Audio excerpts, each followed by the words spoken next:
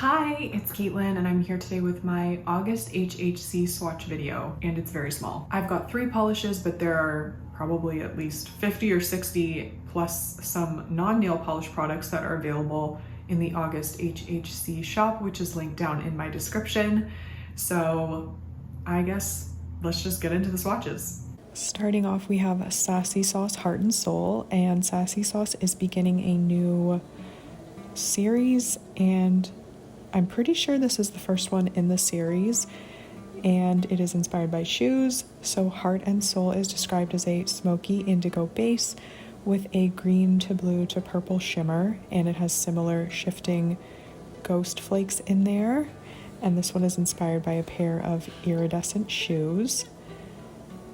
Honestly, I've just been loving Sassy Sauce lately. They've been making a ton of gorgeous polishes. This one is no exception, and the shimmer in here is really beautiful. So I will recommend building this one up. I left it in 2 coats, but I probably should have gone for a third, but it's still beautiful in 2 coats. It's just a sheerer look. So this one dries down pretty glossy, but I will still recommend top coat in order to smooth everything out completely. It won't be difficult to remove, and I definitely didn't experience any staining.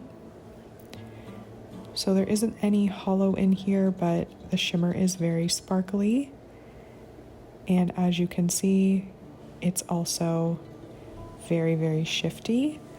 I really like those flakes in there. I like how they shift along with the base color, but their size makes them stand out, so it gives a little interest instead of it just being a straight up shimmer. And that blue shimmer is really strong. I know a lot of us have been loving the blue shimmer lately, and I'm happy to see it in this polish. And I'm also really happy to see that strong purple shift at the more extreme angles.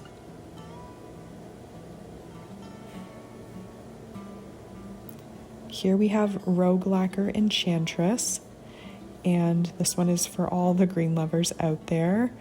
This one is a continuation of their Beauty and the Beast series, and it's inspired by the stained glass image of the enchantress who puts the beast and his castle under the spell. So this one is described as a grass green crelly base with purple, green, and blue glass flake and metallic black flakes. So as you can see, this one starts out sheer. It does build up quite nicely and very easily, as all rogue lacquers do. They tend to dry quickly in between coats, which I really appreciate. I don't have any warnings about staining on this one. I didn't experience any, and this will dry down just a tiny bit textured initially from the flakes, but they do smooth out completely with top coat, and the polish is not difficult to remove. This one looks like a garden party on the nails. It really has a lot of vibrant colors happening, and they show up really easily through the base color. So I think Rogue Lacquer did a beautiful job on this one.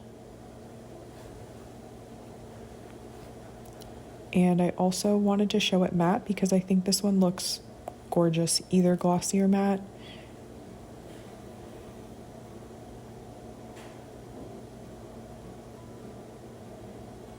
And here it is glossy, just trying to show off those shifts in the polish with the flakes. The base isn't shifty or anything, but the flakes themselves have a ton of color shifts.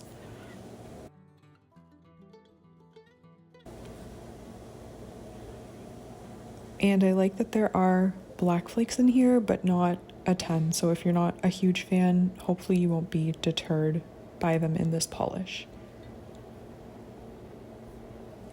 And last but not least, we have Paint It Pretty Polish, who recently started a new Looney Tunes series. So this, I believe, is the second one, and this one's I Tawt a Taw Putty Cat, and it is obviously inspired by Tweety Bird. And this one is a yellow base shimmer, which shifts through orange, yellow, and green. So this one is on the sheer side. I'm going to show it built up in 3 coats, but it doesn't really cover my nail line even at 3 coats, so it's definitely intentionally on the sheer side. So if you're not into that look but you like the shifts in the polish, I'd recommend layering it over a yellow. If you had some sort of similarly toned yellow polish, you could definitely layer it over that, or you could do a visible nail line blurring base coat. I really like the ones from Polished for Days, and then that would help it look a little more opaque. But I personally like sheer polishes, and this one has a ton of shimmer in it. So when you see my hand here, you're going to notice that my visible nail line is pretty much obscured by all of the shimmer. And this one is super shifty. Hopefully you can see what I mean. It does have yellow as one of its shifts, which I think just amps up the overall yellowness of the polish. It's honestly very yellow. I hopefully have said yellow enough times that you know how yellow this polish is. And I did really like it. It's just really sunny and bright and reminds me of Tweety Bird.